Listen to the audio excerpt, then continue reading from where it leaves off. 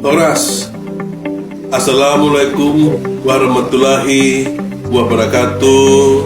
Salam sehat buat kita semua. Saat ini pemerintah Kabupaten Simalungun sedang melaksanakan seleksi penerimaan P3K untuk tenaga guru, kesehatan, dan tenaga teknis lainnya yang dilaksanakan oleh Panselnas dan Panselda. Kita bersyukur bahwa dengan penerimaan P3K ini, maka permasalahan khususnya kekurangan tenaga guru dan kesehatan di Kabupaten Simalungun dapat teratasi. Saya sebagai Bupati Simalungun berkomitmen teguh bahwa pelaksanaan seleksi penerimaan P3K ini harus bersih dari KKN.